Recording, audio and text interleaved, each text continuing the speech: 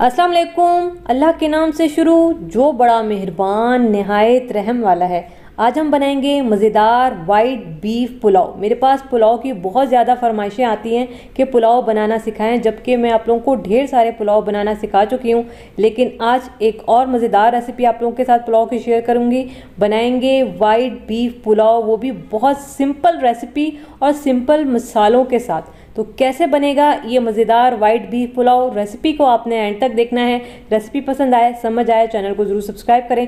Start करते हैं बिस्मिल्लाहिर्रहमानिर्रहीम। तो सबसे पहले पुलाव के लिए पोटली तैयार करेंगे और इसमें क्या क्या मसाले जाएंगे। 15 से 20 साबित काली मिर्चें, 4 बड़ी इलायची इसमें जाएगी, तकरीबन 15 अदद हम लौंग इसमें डालेंगे, एक बड़ा टुकड़ा दालचीनी का था जिसको मैंने तोड़ लिया है, और तेज़ पत्ते 2 अदद तेज़ पत्ते थे छोटे वाले, वो मैं तोड़ के डालूंगी। इसके अलावा बादियान के फूल 3 से 4 अदद इसमें जाएंगे। इसके अलावा हाफ टेबल स्पून साबित सफ़ेद ज़ीरा। और इसके बाद हम इस तरह से पोटली तैयार करेंगे गरम मसाले की, इसको साइड पे रखेंगे। अब यखनी की तैयारी कर लेते हैं, और इसके लिए तकरीबन 1.5 लीटर मैं डालूंगी पैन में पानी। इसके बाद ये जो पोटली हमने तैयार की थी इसको हम डालेंगे पानी में। आज हम 1 किलो चावल का पुलाव बना रहे हैं, तो इसमें मैं तकरीबन 1.25 किलो बीफ डालूंगी, और मैंने गोश्त हड्डी वाला लिया है। इससे क्या होगा कि हमारे चावल बड़े मज़ेदार बनेंगे, क्योंकि हड्डी वाले गोश्त की यखनी बड़ी ज़बरदस्त तैयार होती है, फिर उसका फ्लेवर जो है वो चावलों में बड़ा अच्छा आता है। 4 छोटे छोटे टुकड़े अदरक के डालेंगे, 3 जवे लहसुन के लिए थे जिसको मैंने मोटा काट लिया है, 2 छोटे तेज पत्ते। वैसे मैंने पोटली में भी डाले हैं तेज पत्ते, तो आप बेशक यहाँ पे ना डालें, मैं डाल रही हूँ। इसके अलावा हरी मिर्चें, तकरीबन 5 हरी मिर्चें थी जिनको मैंने 2 हिस्सों में काटा है, क्योंकि हमारे पुलाव में जितना भी स्पाइस आएगा वो इन हरी मिर्चों से आएगा। हाफ टेबल स्पून फिलहाल हम इसमें डालेंगे नमक। अब देखें इसमें अच्छा बॉयल आ चुका है। अब हमने क्या करना है, इसको कवर करके हल्की आंच पे मैं इसको पकने दूंगी जब तक 90% तक गोश्त गल नहीं जाता है। हमने इसको 100% गोश्त को नहीं गलाना है। आप चाहें तो प्रेशर कुकर में भी इसको गला सकते हैं। तो ये देखें तकरीबन 1 से 1.25 घंटा हो गया इसको पकते हुए हल्की आंच पे, और गोश्त यहाँ पे हमारा अच्छा गल चुका है। हल्की सी कसर है, ये दम में पूरी हो जाएगी, या फिर हम अभी भुनाई करेंगे तो थोड़ी बहुत उसमें भी पूरी हो जाएगी। पोटली जो हमने इसमें डाली थी इसका काम ख़त्म हो गया है। इसको हमने क्या करना है, इस तरह से निचोड़ के, जूस है या रस है, इस तरह से हमने इसको निचोड़ के निकाल लेना है। अब देखें वैसे तो यहाँ पे गरम मसाले नहीं है, इसको छानने की ज़रूरत नहीं है। मैं सिर्फ गोश्त अलग कर दूंगी और यखनी अलग कर लूँगी। अगर आपने छानना है तो बेशक छान सकते हैं। अब हम पुलाव का मसाला तैयार करेंगे। 3/4 कप ऑयल डालेंगे। बीफ है तो हम ऑयल ज़्यादा यहाँ पे नहीं डालेंगे। 3 मीडियम साइज़ की हम इसमें डालेंगे प्याज को फ्राई करेंगे कि प्याज हल्की सी नरम हो जाए। हमने प्याज पे कलर नहीं देना है, प्याज को ब्राउन नहीं करना है, हमने सिर्फ हल्की सी नरम होने तक प्याज को फ्राई करना है। तो ये देखिए अब प्याज हल्की सी नरम होना स्टार्ट हो चुकी है। अब हम इसमें डालेंगे 1 टेबल स्पून लहसुन अदरक का पेस्ट। ठीक है, अब लहसुन अदरक को भी हमने थोड़ा सा फ्राई करना है, लेकिन यहाँ पे मैं तेज़ पत्ते दोबारा से डाल रही हूँ। 2 से 3 हम तेज़ पत्ते डालेंगे, क्योंकि तेज़ पत्ते का फ्लेवर जो है वो पुलाव में बड़ा अच्छा आता है। अब यहाँ पे हम इसको इतना फ्राई करेंगे लहसुन अदरक को कि लहसुन अदरक का कच्चापन बिल्कुल ख़त्म होना चाहिए, हल्का सा ये गोल्डन ब्राउन कलर आ जाए। लहसुन अदरक को आपने कच्चा नहीं छोड़ना, वरना फिर पुलाव में टेस्ट बिल्कुल अच्छा नहीं आता। अब ये देखें लहसुन अदरक भुन चुका है। थोड़ा सा पानी डालेंगे ताकि प्याज पे कलर ना आए, और इसके बाद हम डालेंगे इसमें ये जो हमने गोश्त बॉईल किया था। देखें इसमें हरी मिर्चें मौजूद हैं, हमने हरी मिर्चों को छान के निकाला नहीं है। हाफ टेबल स्पून साबित सफ़ेद ज़ीरा डाला है। आधा कप हम इसमें डालेंगे दही का। 1/4 टीस्पून जायफल पाउडर, 1/4 टीस्पून जावित्री पाउडर। इससे पुलाव में बड़ी अच्छी खुशबू आती है।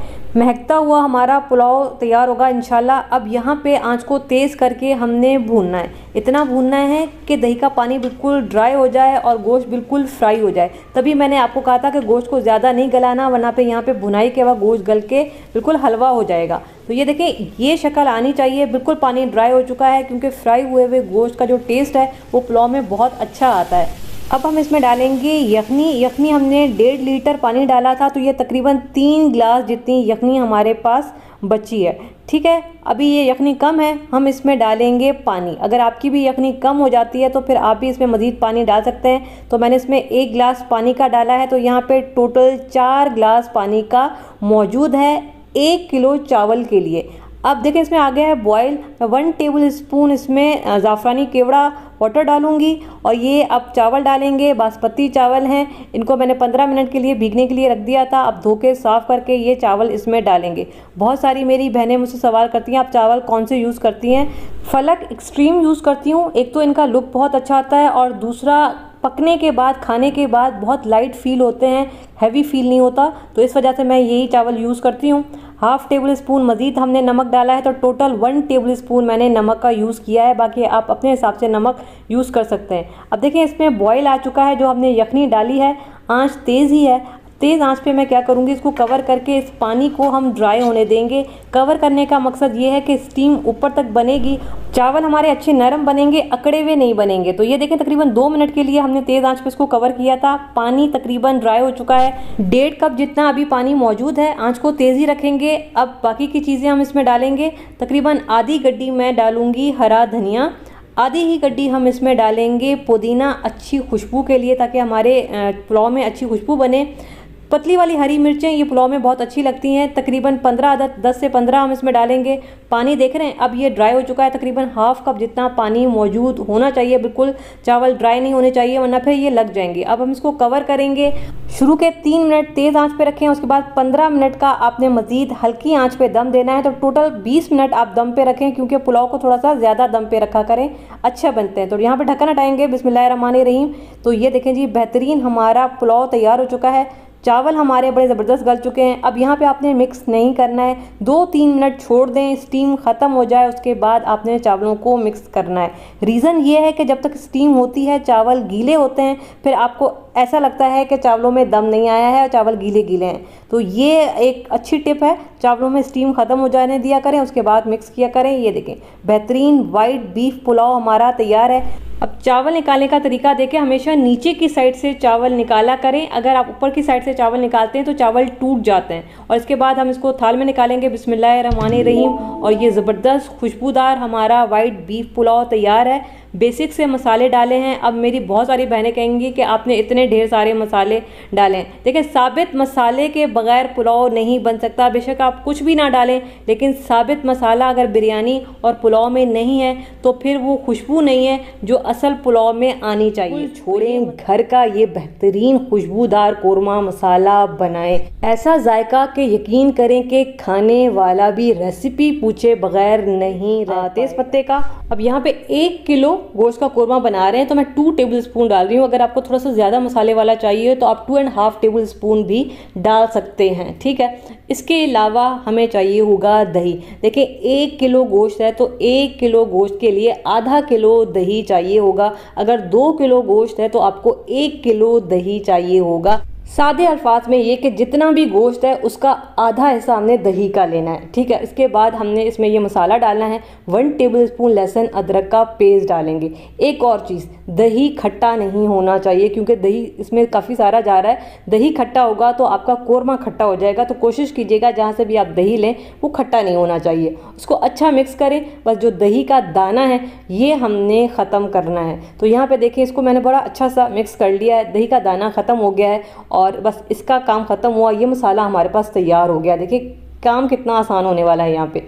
इसके अलावा 3 मीडियम साइज़ की मैं यहाँ पे लूँगी प्याज का छिलका उतार के इसको धो के और बिल्कुल बारीक आप देखें। अगर बाजार जैसा आपको टेस्ट चाहिए तो आप घी भी डाल सकते हैं 1 कप, लेकिन मैं इसको ऑयल में बना रही हूँ, आपकी मर्ज़ी है ऑयल में बनाएं घी में बनाएं। इसके बाद जी ये प्याज इसमें चली जाए, इस तरह से चम्मच चलाते हुए तेज़ आंच पे हमने इसको फ्राई करना है। चम्मच छोड़ना नहीं। ये प्याज फ्राई हो चुकी है, इससे ज़्यादा आपने कलर नहीं देना है, वरना फिर क्या है घी के नीचे रख देते हैं, ठंडा होने देते हैं जब तक हम कुछ और काम कर लेते हैं। इस ऑयल में हम डालेंगे गोश्त। मेरे पास मटन है, आप बीफ भी ले सकते हैं, ठीक है। गोश्त को हमने बहुत अच्छा धोना है, ठीक है। चाहे तो थोड़ा सा लहसुन डाल के अच्छा सा मसल लें और उसके बाद आप इसको धोएंगे तो इसमें से जितना भी ब्लड होगा ना वो निकल जाएगा, क्योंकि कोरमा एक ऐसी चीज़ है जिसमें भुनाई बिल्कुल भी नहीं होती है। तो आपने कोशिश ये करनी है कि गोश्त को बहुत अच्छा धोएं। कुर्बानी का गोश्त है, हीक होती है, तो आप अच्छा धोएंगे तो इसकी हीक ख़त्म हो जाएगी। इसके बाद हम इसमें डाल देंगे ये जो हमारा मसाले वाला दही था, ये डाल देंगे। अब देखें यहाँ पे क्या करना है, हमने दही डाला है तो दही दाने दाने हो जाता है अक्सर, तो आपने आंच को हल्का रखना है और इसको इतना पकाना है जब तक इसमें बॉयल नहीं आ जाता, और चम्मच आप मुसलसल चलाते रहें। यहाँ पे आपने चम्मच नहीं छोड़ना है और इसको मिक्स करते रहें और इसमें उबाल आने दें। अक्सर क्या होता है कि हम आंच तेज़ कर देते हैं और जिसकी वजह से दही हमारा फट जाता है। तो ये देख रहे हैं अब इसमें बॉयल आ चुका है। अब हम आंच को चाहें तो तेज़ कर सकते हैं। अब आपका दही ना फटेगा ना दाने दाने होगा। ये देख रहे हैं, ये बड़ा बेहतरीन सा यहाँ पे मसाला तैयार हो रहा है। अब देखिए कोरमा है ना, कोरमे में कभी भी पानी का इस्तेमाल नहीं होता है, ठीक है। ये काफ़ी सारा पानी गोश्त से निकला है, दही से निकला है, इसी पानी में ये हमारा मटन बेहतरीन गल जाएगा। अलग से पानी डालने की ज़रूरत नहीं है। अगर आपको थोड़ा जल्दी बनाना है चाहें तो आप प्रेशर कुकर में डालें और उसमें गोश्त गला लें, आपको पानी की ज़रूरत नहीं पड़ेगी। तो बस मैं भी यही करूँगी, आँच को हल्का कर दूँगी और हल्की आंच पे इसको पकने के लिए रख देते हैं। तकरीबन 40 से 45 मिनट लगेंगे और गोश्त हमारा बेहतरीन गल जाएगा। तो बस मैं इसको हल्की आंच पे रख देती हूँ पकने के लिए, गोश्त को गलने देते हैं। तो यहाँ पे देखें गोश्त को पकते हुए तकरीबन 40 मिनट हो चुके हैं और गोश्त यहाँ पे बेहतरीन गल चुका है। अभी अगर आपको नज़र आ रहा होगा कि गोश्त ने हड्डी को छोड़ दिया है, ये देख रहे हैं, ये अच्छा गोश्त यहाँ पे गल चुका है। और पानी देखें बिल्कुल ड्राई नहीं हुआ है, पानी अभी भी इसमें मौजूद है, ठीक है। गोश्त मैं आपको दिखा देती हूँ कि यहाँ पे बड़ा अच्छा सा गल चुका है। ये देखें, मैं आपको दिखा देती हूँ, ये गोश्त गल चुका है। बहुत ज़्यादा आपने हलवा नहीं करना है, फिर मज़ा नहीं आएगा। और ये जो हमने स्टार्टिंग में प्याज फ्राई की थी, इसको मैंने हाथ की मदद से चूरा कर लिया है। आप चाहें तो ग्राइंडर में डाल के पीस भी सकते हैं। और ये प्याज इसमें हम डाल देंगे और इसको अच्छा सा यहाँ पे मिक्स करेंगे। आंच को मैंने यहाँ पे मीडियम रखा हुआ है। अब यहाँ पे इसको अच्छा सा हमने मिक्स करना है ताकि हमने अभी जो प्याज डाली है ये इसमें मिक्स हो जाए। वैसे तो ये जो प्याज है इसमें आराम से घुल जाएगी, बाकी अगर आपको ज़रूरत पड़ती है तो प्याज को आप ग्राइंडर में डालें, थोड़ा सा पानी डालें, इसको ग्राइंड करके भी डाल सकते हैं। लेकिन ये कराची स्टाइल कोरमा बन रहा है तो थोड़ा सा ये दानेदार होता है। मैंने प्याज को हाथ की मदद से तोड़ के डाला है। हाफ़ टी स्पून हम इसमें केवड़ा एसेंस डालेंगे, कोरमा है तो एसेंस की खुशबू इसमें बड़ी अच्छी लगती है। इसको कवर करके 10 से 12 मिनट हम इसको दम पे पकाएंगे हल्की आंच पे। तो यहाँ पे देखें तकरीबन 12 मिनट हो चुके हैं, हल्की आंच पे ये कोरमा पक रहा था और प्याज अब देखें इसमें मुकम्मल तौर पे घुल चुकी है। और ये देखें बड़ी बेहतरीन यहाँ पे ग्रेवी तैयार हो चुकी है और इस वक्त मसालों की जो खुशबू आ रही है इसकी क्या ही बात है। ग्रेवी चेक करें, माशाल्लाह से बहुत ही बेहतरीन बनी है, बिल्कुल दानेदार जैसे कोरमे की होती है। तो यहाँ पे कोरमा हमारा तैयार हो चुका है। आखिर में कटी हुई थोड़ी सी अदरक डालेंगे और चूल्हा बस हम यहाँ पे बंद कर देंगे। ग्रेवी आप अपने हिसाब से कम ज़्यादा रख सकते हैं, मेरे हिसाब से इतनी ग्रेवी ठीक है क्योंकि ये ठंडा होने के बाद मज़ीद गाढ़ा हो जाएगा। तो मेरे हिसाब से ये ग्रेवी बिल्कुल ठीक है, आप नान के साथ या फिर ताफ्तान के साथ इसको खा सकते हैं। तो बस यहाँ पे चूल्हा हो चुका है बंद, इसको हम निकालेंगे अपनी सर्विंग प्लेट में। बिस्मिल्लाहिर्रहमानिर्रहीम। और ये देखें जी गर्मा गर्म हमारा मटन कोरमा यहाँ पे तैयार हो चुका है। आप इसको बीफ में भी बना सकते हैं, यही मेथड रहेगा। चिकन में थोड़ा सा मेथड चेंज हो जाता है। ये वो कोरमा है जो आपको खाने के बाद बिल्कुल भी हैवी फील नहीं होगा। बहुत लाइट सा मसाला है लेकिन जायका और खुशबू किसी भी पैकेट के मसाले से कई गुना बेहतर और मज़ेदार है। आप एक दफ़ा बनाएं, यकीन करें आप यही मसाला हमेशा बनाएंगे। ऊपर से थोड़े से कीमे से ढेर सारे आप ये छोटू कबाब बना के मेहमानों को हैरान कर सकते हैं। रूई की तरह नरम मुलायम चटखारा कबाब, जो भी खाएगा हाथ नहीं। रेसिपी को यहाँ पे स्टार्ट करते हैं। रेसिपी पसंद आती है चैनल को ज़रूर सब्सक्राइब करना है। स्टार्ट करेंगे बिस्मिल्लाहिर्रहमानिर्रहीम। तो कबाब बनाने के लिए यहाँ पे मेरे पास बीफ का कीमा है और तकरीबन 500 ग्राम, आधा किलो मैंने ये कीमा लिया है। कीमा मैंने चर्बी वाला लिया है, इससे कबाब जो है ना वो आपके अच्छे मज़ेदार बनेंगे। आप जहाँ से भी गोश्त लेते हैं उसको बोलें कि मुझे चर्बी वाला कीमा दे और उस कीमे को आपने 2 से 3 मरतबा मशीन से निकलवा लेना है, ठीक है। तो यहाँ पे जी हमारे पास बीफ का कीमा आ गया है। अब इसमें कुछ चीज़ें जाएंगी। 2 टीस्पून लहसुन अदरक का पेस्ट, इसके अलावा 2 टेबल स्पून हम इसमें हरा धनिया डालेंगे चॉप किया हुआ, और 2 टेबल स्पून ही मैं इसमें पुदीना डालूंगी चॉप किया हुआ। इसके अलावा 2 या फिर 3 हरी मिर्चें चॉप करके डालेंगे और 1.5 टीस्पून मैं इसमें नमक डाल रही हूँ। नमक आप अपने टेस्ट के हिसाब से कम ज़्यादा रख सकते हैं। इसके अलावा 1 टीस्पून हम इसमें कुटी हुई लाल मिर्च डाल रहे हैं। मैं पिसी हुई नहीं डाल रही, आप चाहें तो पिसी हुई भी डाल सकते हैं। इसके अलावा 1.5 टेबल स्पून भर के कुटा हुआ धनिया और 1.5 टेबल स्पून कुटा हुआ ज़ीरा, लेकिन इसमें से मैं थोड़ा सा रोक लूँगी, ये हम आगे चल के यूज़ करेंगे। और 1/2 टीस्पून मैं इसमें डालूँगी गरम मसाला पाउडर। बाइंडिंग के लिए मैं इसमें डाल रही हूँ 2 टेबल स्पून भर के बेसन का।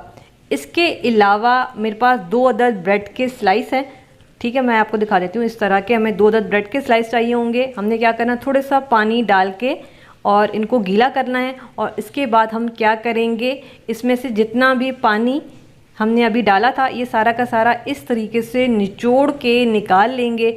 और इसके बाद ये जो ब्रेड है ना, ये हम डाल देंगे कीमे के मसाले में। इससे क्या होगा कि आपके कबाब रुई की तरह नरम बनेंगे। अगर आपके कबाब भी सख्त बनते हैं, अकड़ जाते हैं, तो एक दफ़ा ये डाल के देखें, फिर देखें कितने नरम बनते हैं। इसके अलावा 2 मीडियम साइज़ की चॉप की हुई प्याज लेंगे, इनको मलमल के कपड़े में डालेंगे या फिर किसी भी बारीक कपड़े में डालें। और इसके बाद इस तरीके से निचोड़ के जितना मुमकिन हो सके प्याज का पानी निकाल लेना है।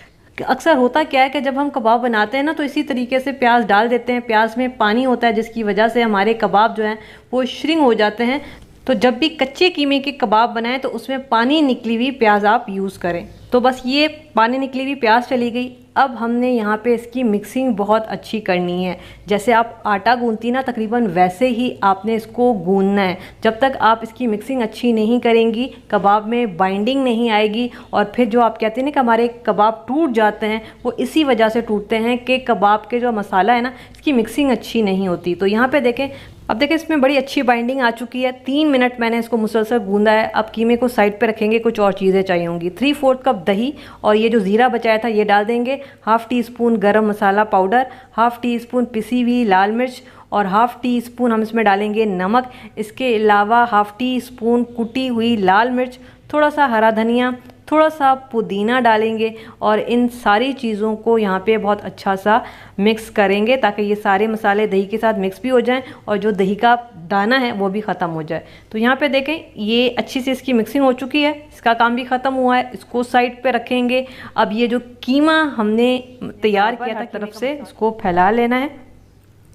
कबाब जल्दी बन जाएंगे। ये देखें इस तरीके से हमने इनको काट लेना है। और ये देखें, ये जो एक्सेस है इसको निकाल लेंगे और इस तरह से आपके कबाब तैयार हो। जो भी मेथड आसान लगे आप उस तरीके से बना सकते हैं। कबाब यहाँ पे हमारे सारे के सारे तैयार हो चुके हैं। इस पॉइंट पे चाहें तो आप इनको फ्रीज़ करके रख सकते हैं और फिर जब भी फ्राई करना हो निकालें, फ्राई करें। लेकिन हम यहाँ पे कबाब बना रहे हैं, हम इनको फ्रीज़ नहीं करेंगे। पैन लेंगे, पैन में ऑयल डालेंगे, तकरीबन आधा कप मैं पैन में ऑयल डालूंगी। ऑयल को गरम होने देते हैं। ऑयल जब गरम हो जाएगा तो ये जो छोटू से कबाब हमने बनाए हैं ये हम इसमें डाल देंगे। ठीक है, आंच को यहाँ पे हमने मीडियम रखा हुआ है। ठीक है, मीडियम लो पे रखेंगे और जितने कबाब आ सकते हैं पैन में उतने ही डालेंगे, बाकी हम बाद में फ्राई करेंगे। तो तकरीबन 2 मिनट आप छोड़ दें, यहाँ पे छेड़छाड़ नहीं करनी है। 2 मिनट के बाद जब ये सेट हो जाए उसके बाद आपने इस तरीके से साइड चेंज करनी है। अब देखें ये कितना अच्छा सा कलर आ गया। हम क्या करते हैं कि जल्दबाजी में ना फ़ौरन से साइड चेंज कर देते हैं और कबाब एक साइड से पके हुए नहीं होते, तो इस रीज़न की वजह से भी कबाब टूट जाते हैं। तो आप एक तरफ से अच्छे से उसको पकने दिया करें, उसके बाद साइड चेंज किया करें, इससे आपके कबाब टूटेंगे नहीं। तो यहाँ पे देखें जो कबाब हो चुके हैं, दोनों तरफ से कलर आ गया है, वो हम निकाल लेंगे और जो जगह खाली हो रही है वहाँ पे हम बाकी के कबाब डालते जाएंगे और जो होते जाएंगे वो निकालते जाएंगे। तो इसी तरीके से आपने सारे कबाब फ्राई करने हैं। 2-2 मिनट एक साइड पे आपने फ्राई करना है कलर आने तक और उसके बाद आपने निकाल लेना है। तो ये देखें ये सारे के सारे हमारे कबाब यहाँ पे फ्राई हो चुके हैं। और अब यहाँ पे तवा कबाब बना रहे हैं ना, तो ज़ाहिर है हम इसको तवे पर ही बनाएंगे। तो तवा लिया है, इसमें ऑयल डालेंगे 3 से 4 टेबल स्पून या 5 टेबल स्पून। और उसके बाद ये लहसुन अदरक का पेस्ट या फिर कुटा हुआ लहसुन तकरीबन 2 टीस्पून डाल रही हूँ। हल्का सा इनको यहाँ पे करेंगे फ्राई, थोड़ा सा कलर आ जाए इन पे। और इसके बाद ये जो कबाब हमने रखे थे फ्राई करके ये हम डाल देंगे। ठीक है, मैंने आधा किलो कीमे के बनाए थे तो तवा भी बड़ा सारा है, तो तकरीबन सारे कबाब ही तवे पे फिट हो गए हैं। और इसके बाद ये जो दही वाला मसाला हमने तैयार किया था ये हम डाल देंगे। सारा नहीं डाल रही हूँ, थोड़ा सा मैंने रोक लिया है, ये हम आखिर में डालेंगे। और इसके बाद जो है इसको इस तरीके से मिक्स करेंगे। तो देखें ये जो दही का मसाला है ना, इससे क्या होगा कि आपके कबाब बड़े अच्छे मज़ेदार भी बनेंगे और जूसी भी बनेंगे। जब बहुत सारी ख़वातीन ये कहती हैं कि जब हम किसी भी सालन में दही डालते हैं तो दही डालते ही दही फट जाता है। तो आप जब भी सालन में दही डाला करें ना, तो चूल्हा बंद कर दिया करें, दही डाला करें, उसको थोड़ा सा मिक्स किया करें, फिर चूल्हा ऑन किया करें। इससे आपका दही कभी भी नहीं फटेगा, ना ही दाने दाने होगा। अब देखें यहाँ पे मैंने 2 मीडियम साइज़ की प्याज बारीक कटी हुई और 4 हरी मिर्चें मैं इस तरीके से काट के डाल रही हूँ। इसके अलावा 1 टमाटर, ये भी लंबाई में काट के हम डालेंगे। काफ़ी सारी सब्जियां भी जा रही हैं। इससे क्या होगा, दावत के लिए या फिर घर वालों के लिए चीज़ बना रही हैं और आपके पास कीमा कम है, तो ये थोड़े से कीमे में आपकी काफ़ी सारी चीज़ तैयार हो जाएगी। दावत के लिए भी, घर वालों के लिए भी, तो थोड़ी सी बरकत हो जाएगी सब्जियां डालने से। अब हम यहाँ पे पकाते जाएंगे। आंच को यहाँ पे मीडियम रखा हुआ है और ये जो सब्जियां हैं इनको थोड़ा सा नरम कर लेंगे। यहाँ पे जो दही हमने बचाया था ये भी हम साथ साथ थोड़ा थोड़ा डालते जाएंगे और पकाते जाएंगे। तकरीबन 2 या फिर 3 मिनट ही पकाएंगे और ये ज़बरदस्त हमारे कबाब यहाँ पे तैयार हो जाएंगे। ठीक है, तो बस यहाँ पे इस तरीके से मिक्स करते जाएंगे। ये देखें तवा है तो थोड़ा सा तवे में जो है वो मिक्सिंग मुश्किल हो जाएगी आपके लिए, लेकिन असल टेस्ट अगर आपको चाहिए ना इन कबाबों का, तो वो आपको तवे पर ही मिलेगा। तो तभी मैंने इनको तवे पर ही बनाया है। तो यहाँ पे देखें जी, ये कबाब हमारे यहाँ पे तैयार हो चुके हैं। 2 मिनट बस हमने सब्जियों को पकाया। हल्का सा सब्जियों में क्रंचीपन भी होना चाहिए और सब्जियाँ पक भी जाएँ। और आखिर में थोड़ा सा हरा धनिया, थोड़ा सा पुदीना और यहाँ पे 1 नींबू इस तरीके से काट के डालेंगे और लंबाई में कटा हुआ अदरक डाल देंगे। इस वक्त बहुत ही माशाल्लाह से बेहतरीन खुशबुएं आ रही हैं और यहाँ पे इसको थोड़ा सा मिक्स करेंगे ताकि ये जो अभी हरा धनिया डाला है ये भी इसमें अच्छा सा मिक्स हो जाए। और ये देखें अच्छे मज़ेदार और जूसी ये कबाब बनते हैं। इस तरह की चीज़ें खाने हम महंगे महंगे रेस्टोरेंट्स में जाते हैं, जबकि आप घर में कम खर्च में ये मज़ेदार कबाब तैयार कर सकते हैं। घर वालों के लिए कर सकते हैं, दावत के लिए कर सकते हैं। कभी घर में होता है ना कुछ स्पेशल खाने का, तो आप इस तरीके से बच्चों को बना के दे सकते हैं। तो यहाँ पे जी ये चटपटे चटखारेदार 1 बाइट छोटू कबाब तैयार हो चुके हैं। अगर आपके भी मुंह में पानी आ रहा है तो मैं आपसे कहूँगी कि कल ही ये मज़ेदार सी रेसिपी बनाएं। और ये जी मज़ेदार कबाब हम तवे पर ही सर्व करेंगे, क्योंकि तवा कबाब है तो तवे पर ही इसको सर्व करें तो ज़्यादा मज़ा आएगा। और यहाँ पे मैं आपको कबाब दिखा देती हूँ। इस वक्त बहुत गर्म है, लेकिन मैं आपको तोड़ के दिखा देती हूँ ये कितने जूसी और कितने मज़ेदार हैं। ये देखें। तो यहाँ पे मैं अपना एक निवाला बनाऊंगी, क्योंकि गरम गरम है और इस वक्त मुझसे सब्र नहीं हो रहा। मैं आपसे बस यही कहूँगी कि अगर दावत पे कुछ नया मज़ेदार और कम खर्च में ज़्यादा चीज़ बनानी है ना, तो ये बहुत ही बेहतरीन रेसिपी है, आप ज़रूर बनाएं, घर पड़ेगी। इस ईद पे बनाएं मक्खन जैसी नरम मुलायम कलेजी बनाने का आसान। तो यहाँ पे जी मेरे पास मटन की कलेजी है और ये तकरीबन 800 ग्राम है। देखें बहुत अच्छे से धो लें, इसका ब्लड पूरा निकल जाए। ये देख रहे हैं, अब साफ़ सुथरी हमारे पास कलेजी आ गई है। और यहाँ पे कुकिंग स्टार्ट करेंगे। अब बहुत सारे लोग कलेजी को बॉयल कर लेते हैं, तो मैं आपसे कहूँगी बॉयल करने की ज़रूरत नहीं है। मैं आपको झटपट वाला तरीका बताती हूँ। पैन लेंगे, पैन में कलेजी डालेंगे और यहाँ पे मैंने 2 मीडियम साइज़ की प्याज ली है, जिसको आपने बारीक स्लाइस में काटना है। चाहें तो आप चॉप भी कर सकते हैं। इसके अलावा 2 या फिर 3 हरी मिर्चें काट के डालेंगे। आपको कलेजी को कितना स्पाइसी रखना है उस हिसाब से हरी मिर्चें डाल सकते हैं। इसके अलावा 3 मीडियम साइज़ के टमाटर डाल रही हूँ। आपको ज़्यादा ग्रेवी चाहिए, आप टमाटर का रेशो बढ़ा सकते हैं। इसके अलावा 1 टेबलस्पून भर के लहसुन अदरक का पेस्ट, 1 टेबलस्पून भर के हम धनिया पाउडर डालेंगे, ½ टीस्पून इसमें डालेंगे हल्दी, 1 टीस्पून हम इसमें डालेंगे कुटी हुई लाल मिर्च। इसके अलावा कलेजी को और खुशबूदार बनाने के लिए ना मैं इसमें 3 लौंग और ये तकरीबन 4 से 5 साबित काली मिर्चें हम इसमें डालेंगे।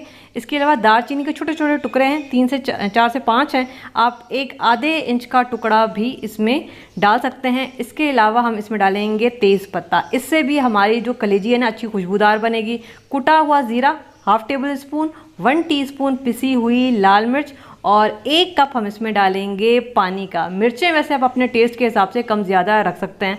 इसके बाद हम इसको चूल्हे पे चढ़ा देंगे और यहाँ पे मीडियम आंच करेंगे, इसको मिक्स करेंगे। देखिए ज़्यादा पानी डालने की ज़रूरत नहीं है क्योंकि कलेजी है, इसमें से भी काफ़ी सारा पानी निकलेगा, प्याज में से निकलेगा, टमाटर में से भी निकलेगा। मैं अभी दिखाती हूँ। मैंने 1 मिनट पकाया और ये देखें काफ़ी सारा पानी अभी से ही निकलना स्टार्ट हो गया है। इसी पानी में जो है ना कलेजी बेहतरीन गल जाएगी। तो अभी हम क्या करेंगे, इसकी मैंने मिक्सिंग कर ली है, आँच को हल्का कर देंगे, इसको कवर कर देंगे। देखिए मेरे पास मटन की कलेजी है तो मैं 15 मिनट के लिए इसको कवर करके पकाऊंगी। अगर आपके पास बीफ की कलेजी है तो फिर आपने 20 मिनट इसको कवर करके पकाना है। आप चाहें तो प्रेशर कुकर में भी बना सकते हैं, आपकी मर्ज़ी है। ठीक है, अब देखें इसको पकते हुए तकरीबन 15 मिनट हो चुके हैं और यहाँ पे अभी देख रहे हैं ये कितना ढेर सारा पानी है। ये सारा कलेजी का है, टमाटर का है और प्याज में से निकला है। मैंने इसमें मज़ीद पानी नहीं डाला था, इसी में ये बेहतरीन गल जाएगी। और ये देखें ये गल भी चुकी है। मटन की कलेजी 15 से 20 मिनट में गल जाती है, इससे ज़्यादा टाइम नहीं लेगी। अब मैंने आधा कप ऑयल डाला है, थोड़ा थोड़ा ऑयल डालते जाएंगे, आंच को तेज़ करके। बस अब हमने इसको भूनना है और इसका जितना भी ये जो पानी है इसको हम ड्राई होने देंगे। अब देखिए काफ़ी हद तक का ऑयल भी हम शामिल करेंगे और इसको मज़ीद जो है वो थोड़ा सा भूनेंगे। इस पॉइंट पे आंच को मैंने तेज़ आंच पे करना है। अब ये देखें जी बेहतरीन हमारी कलेजी भुनचून दही। चूल्हा ऑन रहेगा ना तो ये जो दही है ये फट जाएगा और फिर दाने दाने हो जाएगा। चूल्हा बंद है। अब हम यहाँ पे कुछ चीज़ें और डालेंगे। 2 टीस्पून मैं इसमें कसूरी मेथी डाल रही हूँ, इससे भी हमारी कलेजी अच्छी महकदार बनेगी। इसके अलावा अब मैं इसमें 1 टीस्पून डाल रही हूँ नमक और ½ टीस्पून पिसा हुआ गरम मसाला डालेंगे और इसको पहले मिक्स करेंगे। बेहतरीन सी बनेगी। बस 2 मिनट हम इसको और पकाने वाले हैं और यहाँ पे देखें जी कलेजी तैयार हो चुकी है। आखिर में मैं डालूंगी आधा पूरा का पूरा नींबू और इसमें थोड़ी सी कटी हुई हरी मिर्चें आप अपने हिसाब से डाल सकते हैं। थोड़ा सा हम इसमें डालेंगे हरा धनिया और इसको हल्की आंच पे दम पे रखेंगे। तो ये भुनाई का जितना भी प्रोसेस था ना तकरीबन इसमें 5 मिनट लगे हैं, इससे ज़्यादा हमने इसको नहीं पकाना है। 1 मिनट मैंने दम पे रखा, कलेजी हमारी तैयार हो चुकी है। अच्छा, ज़्यादा कलेजी को पकाने से भी ना कलेजी सख्त हो जाती है, अकड़ जाती है, तो आपने टाइमिंग का ख्याल रखना है। यहाँ पे कलेजी तैयार हो चुकी है, इसको हम निकालेंगे सर्विंग प्लेट में। बिस्मिल्लाहिर्रहमानिर्रहीम। और ये देखें जी मसालेदार चटपटी हमारी यहाँ पे कलेजी, मटन की कलेजी यहाँ पे तैयार। दावत हो या फिर अचानक से मेहमान आ जाएं या ख़ुद अच्छा और मज़ेदार मीठा खाना हो तो सबसे पहला ख्याल जो है वो कस्टर्ड का ही आता है क्योंकि जल्दी बन जाता है और मेहनत भी कम लगती है। तो आज मैं आपके साथ कस्टर्ड की ही ऐसी रेसिपी शेयर करूँगी कि यकीन करें कि आप बाज़ार का पैकेट वाला कस्टर्ड ख़रीदना छोड़ देंगे। ताज़े आम से बनने वाला ये मज़ेदार कस्टर्ड कैसे बनेगा, रेसिपी देखें। रेसिपी पसंद आती है चैनल को ज़रूर सब्सक्राइब करना है। स्टार्ट करेंगे बिस्मिल्लाहिर्रहमानिर्रहीम। तो हम आज मैंगो का कस्टर्ड तैयार कर रहे हैं। तो यहाँ पे जी मेरे पास 1 किलो मैंगो है, मैंगो सीज़न में भी है और बहुत मज़ेदार ये रेसिपी बनती है। तो आप इसको मैंगो से बनाएं तो ज़्यादा बेहतर है, वरना आप बाकी फ्रूट्स भी ले सकते हैं मैंगो की जगह। ठीक है, हमने क्या करना है, मैंगो को मैंने बहुत अच्छे से धो के साफ़ कर लिया है और उसके बाद हमने इसकी करनी है कटिंग। ठीक है, तो वैसे तो आप इसको जैसे चाहें काट सकते हैं, लेकिन मैं इसको इस तरीके से काटूंगी। ठीक है, ये देखें इस तरह से। मेरे पास 1 किलो आम थे तो ये सारे के सारे मैंने आम यहाँ पे काट लिए हैं, लेकिन सिर्फ 1 आम मैंने यहाँ पे रहने दिया है। इसका हम क्या करेंगे ये मैं आपको आगे चल के बताती हूँ। फ़िलहाल हम इसको रहने देते हैं और ये जो आम हमने यहाँ पे काटे हैं इसको हमने डालना है मिक्सी जार में। ठीक है, ये सारे के सारे इसमें डाल देंगे। इसके अलावा हम इसमें डालेंगे दूध। इस कस्टर्ड की सबसे अच्छी बात यह कि इसमें दूध भी कम ही यूज़ होता है, तो हम इसमें तकरीबन 2 कप जितना डालेंगे दूध। ठीक है, मैं आपको 1.5 कप दिखा रही हूँ, लेकिन मैंने 2 कप डाला था तो इसमें 2 कप दूध जाएगा। आधा कप हम इसमें डालेंगे चीनी। मीठा आप अपने हिसाब से कम ज़्यादा रख सकते हैं, जितना भी आपको पसंद है। मेरे पास जो आम है वो अच्छे खासे मीठे हैं, तो मैं इसमें आधा कप चीनी का डाल रही हूँ। अब इसको ब्लेंड करेंगे और यहाँ पे ये हमारे पास प्यूरी तैयार होकर आ जाएगी मैंगो की। ये देखें, ये इस तरह की होनी चाहिए, देख रहे हैं। अब हम क्या करेंगे, चूल्हा ऑन करेंगे और इसको तकरीबन 2 से 3 मिनट तक पकाएंगे कि इसमें जो हमने दूध डाला है ना ये अच्छा सा पक जाए। बस हमने इसको 2 से 3 मिनट ही पकाना है। तो अब देखें ये इस तरह की शक्ल में आ गया, हल्का सा पकना स्टार्ट हो गया है। बहुत ज़्यादा हमने नहीं पकाना, बस 2 से 3 बॉयल इसमें आ जाएं या फिर 2 से 3 मिनट आपने इसको मीडियम आंच पे पकाना है। अब देखें ये पक रहा है, आंच को मैं हल्का कर दूंगी। यहाँ पे ना कुछ और काम कर लेते हैं। क्या करेंगे कि मैंने 1 कप जितना लिया है दूध और इसमें हम डालेंगे 3 टेबलस्पून कॉर्नफ्लोर। बाज़ार का जो पैकेट वाला कस्टर्ड है आपको पता है वो सारा का सारा कॉर्नफ्लोर ही होता है, बस उसमें आर्टिफिशियल फूड कलर डाला जाता है और उसमें फ्लेवर डाला जाता है जिस भी फ्रूट का वो बना हुआ होता है। ठीक है, अब हमने क्या करना है, यहाँ पे मैंने कॉर्नफ्लोर डाला है दूध में, इसको अच्छा सा मिक्स करना है ताकि ये इसमें घुल जाए, इसमें गुठलियाँ ना रहें। इसके बाद ये जो कॉर्नफ्लोर हमने अभी घोला है दूध में, इसको एक दफ़ा फिर से मिक्स करेंगे और यहाँ पे ये जो हमारा कस्टर्ड तैयार हो रहा है इसमें थोड़ा थोड़ा करते हुए डालते जाएंगे और मिक्स करते जाएंगे। आपने इस तरह से मिक्स ज़रूर करना है, वरना क्या होगा कि जब आप इसमें कॉर्नफ्लोर डालेंगे तो इसमें फ़ौरन से गुठलियाँ बनना स्टार्ट हो जाएंगी, क्योंकि प्यूरी भी अच्छी खासी थिक है और कॉर्नफ्लोर भी जाएगा तो ये थिक हो जाएगा। तो आपने इस तरह से इसको मिक्स करते रहना है ताकि इसमें गुठलियाँ ना बने और ये जमे नहीं। तो हमने इसको इस तरीके से मिक्स करते रहना है और तकरीबन 2 से 3 मिनट मज़ीद हम इसको पकाएंगे और हमारा ज़बरदस्त किस्म का कस्टर्ड तैयार हो जाएगा। ना इसमें आर्टिफिशियल फूड कलर का हमने यूज़ किया, ना ही इसमें आर्टिफिशियल फूड फ्लेवर का हमने इस्तेमाल किया है और ये फ्रेश मैंगो से तैयार किया हुआ बहुत ही मज़ेदार किस्म का कस्टर्ड हमारा यहाँ पे तैयार हो गया। ये देखें, ये इतना गाढ़ा होना चाहिए। अगर आप इसको मज़ीद गाढ़ा करना चाहते हैं तो कर सकते हैं, मेरे हिसाब से ये इतना ठीक है क्योंकि ये ठंडा होने के बाद भी अच्छा खासा ये थिक हो जाता है। चूल्हा बंद कर दिया है। चूल्हा बंद करने के बाद भी आपने इसको इस तरीके से मिक्स करते हुए ठंडा करना है। ये स्टीम देख रहे हैं जो निकल रही है, आपने इसको उस वक्त तक मिक्स करना है जब तक ये स्टीम निकलना बंद नहीं हो जाती। अगर आप ऐसा नहीं करेंगे ना तो ये जम जाएगा, इसमें गुठलियाँ बनेंगी। तो ये देखें अब ये ठंडा हो चुका है और मैं इसको इस तरीके से मिक्स करती रही हूँ। अब ये ना जमेगा ना गुठलियाँ बनेंगी। ये देखें, ये इस तरह से स्मूथ हमारा कस्टर्ड तैयार हो गया है। बस यहाँ तक हमारा काम ख़त्म हुआ है। ये जो आम हमने शुरू में बचाया था इसका क्या करना है, इसकी भी हम दोबारा से कटिंग करेंगे और यहाँ पे मैं बिल्कुल छोटे छोटे चंक्स में इसको हम काट लेंगे। ठीक है, इस तरह से करते हुए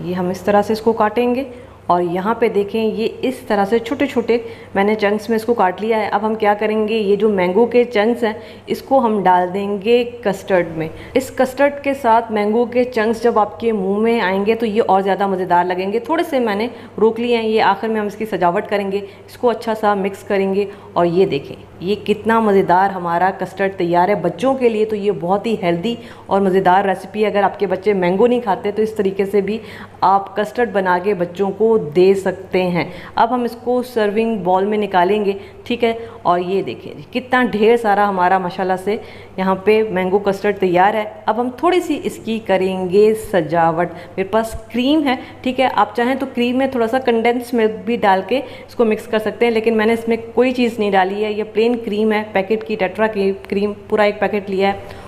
बस ऊपर से मैंने क्रीम डाल के और इस तरह से हम हल्का सा पैटर्न बना लेंगे तो ये बड़ा अच्छा सा इस पर डिज़ाइन बन जाएगा। ये देखें कितना खूबसूरत सा पैटर्न बना है और ये दिखने में बड़ा ज़बरदस्त लगता है। तो सजावट वैसे आप अपने हिसाब से कर सकते हैं। मैंने इसको इसी तरीके से रखा है। ऊपर से जो हमने चंक्स बचाए थे, ठीक है, ये थोड़े से हम इसके ऊपर डाल देंगे।